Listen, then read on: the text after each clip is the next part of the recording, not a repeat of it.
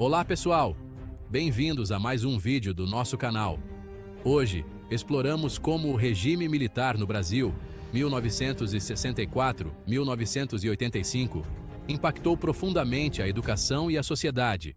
Mas antes de começarmos, se você ainda não é inscrito, clique no botão de inscrição e ative o sininho para não perder nenhum dos nossos vídeos. Vamos lá! Uma educação interrompida. A sombra da ditadura militar. Brasil, 1964. Uma nação à beira da transformação se viu abruptamente tirada dos trilhos. Um golpe militar, justificado pela necessidade de manter a ordem, inaugurou um período de regime autoritário que duraria mais de 2 décadas. Essa tomada de poder lançou uma longa sombra sobre todos os aspectos da vida brasileira, e nenhum foi mais profundamente impactado do que a educação. A educação de seus jovens tornou-se um campo de batalha por controle e resistência. O regime militar via a educação como uma ferramenta e uma ameaça.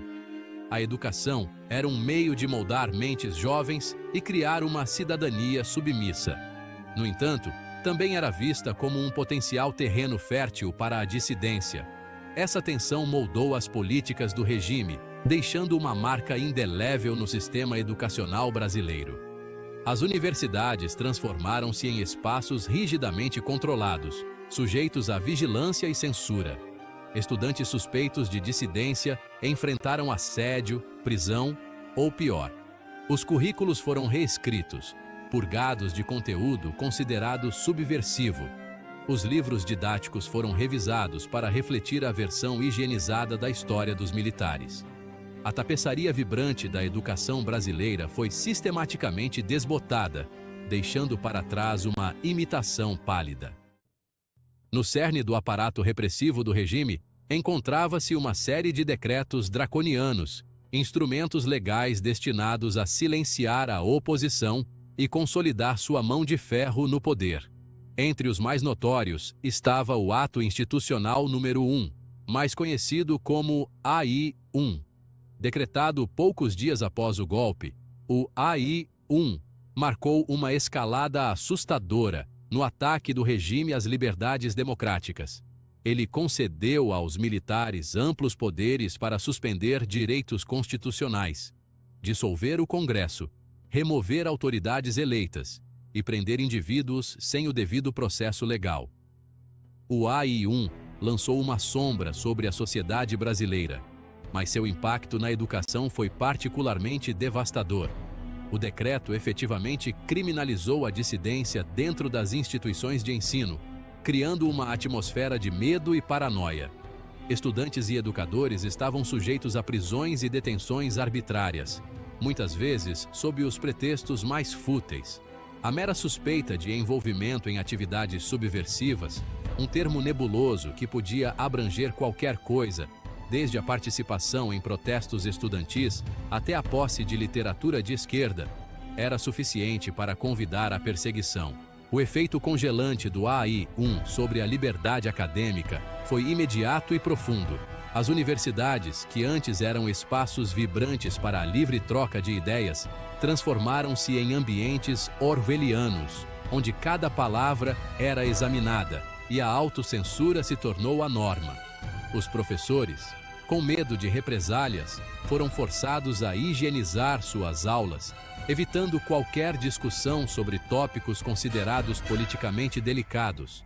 Os alunos, cientes de que cada movimento seu estava sendo observado, recuaram para o silêncio. Sua curiosidade intelectual, sufocada pelo clima generalizado de medo, o ataque do regime à educação estendeu-se além da perseguição a indivíduos. Buscava-se desmantelar sistematicamente qualquer instituição ou organização considerada uma ameaça potencial à sua autoridade. Grêmios estudantis, outrora vibrantes centros de atividade política e engajamento social, foram dissolvidos, seus líderes tornando-se alvo de prisões e intimidações. Jornais independentes e publicações estudantis foram fechados, suas vozes silenciadas. A mensagem do regime era clara. Qualquer forma de dissidência organizada, particularmente no setor da educação, seria enfrentada com repressão rápida e brutal. A obsessão do regime militar por controle se estendeu até o cerne do sistema educacional, o currículo. Movido pelo desejo de moldar as mentes jovens de acordo com sua ideologia, o regime embarcou em uma campanha de padronização e conformidade ideológica. Currículos em todos os níveis de ensino foram reescritos, purgados de conteúdo considerado subversivo ou crítico à visão de mundo do regime. Livros didáticos que antes refletiam uma diversidade de perspectivas foram revisados para promover uma versão higienizada e distorcida da história que glorificava a tomada do poder pelos militares e demonizava seus oponentes. A história, em particular, tornou-se um campo de batalha. O regime procurou apagar qualquer narrativa que desafiasse sua versão dos eventos, particularmente os eventos que antecederam o golpe de 1964.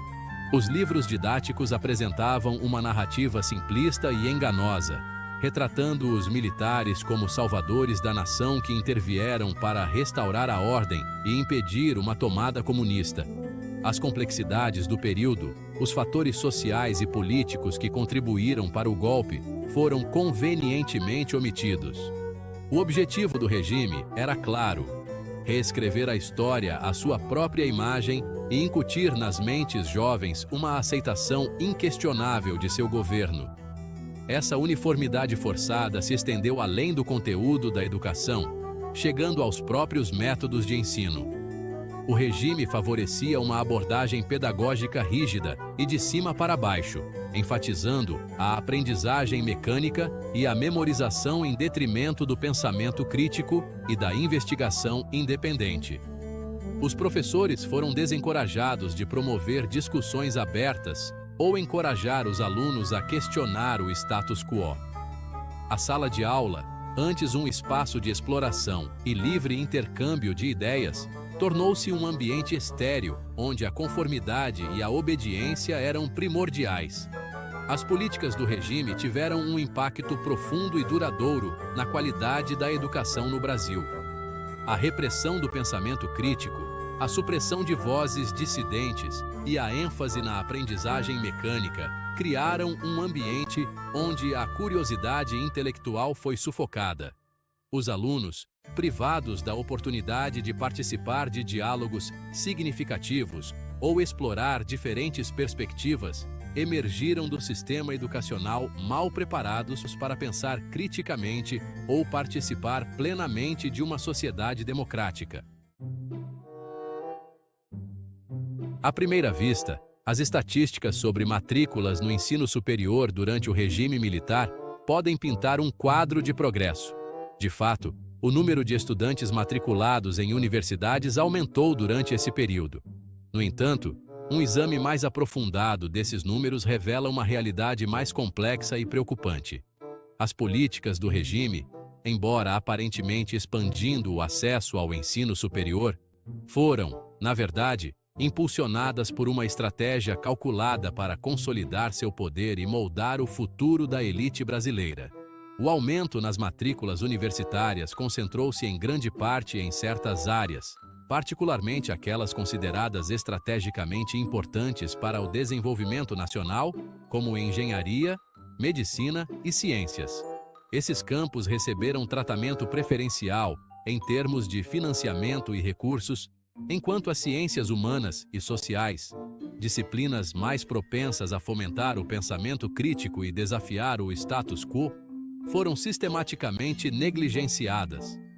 Essa abordagem enviesada para o desenvolvimento educacional criou uma geração de profissionais altamente qualificados, mas deixou uma lacuna enorme em áreas cruciais para uma sociedade completa. Além disso, a expansão do ensino superior foi acompanhada por um ataque simultâneo à autonomia das universidades. O regime via as universidades como potenciais focos de dissidência e tomou medidas para afirmar seu controle sobre essas instituições. Eles nomearam reitores e administradores universitários com base em sua lealdade ao regime e não em suas credenciais acadêmicas. Essa politização da governança universitária corroeu ainda mais a liberdade acadêmica e sufocou a investigação intelectual. A abordagem do regime em relação ao ensino superior foi calculada, impulsionada pelo desejo de criar uma elite tecnocrata que apoiasse sua agenda desenvolvimentista e, ao mesmo tempo, suprimisse qualquer potencial de dissidência dentro da academia. Embora a expansão das matrículas possa parecer um desenvolvimento positivo à primeira vista, ela mascarava uma realidade mais insidiosa: a criação de uma geração de cidadãos altamente qualificados, mas politicamente passivos, mal preparados para desafiar as desigualdades e injustiças perpetuadas pelo regime. Se você gostou, não se esqueça de dar um like e compartilhar com seus amigos, e inscreva-se para não perder nenhum dos nossos vídeos. Até a próxima!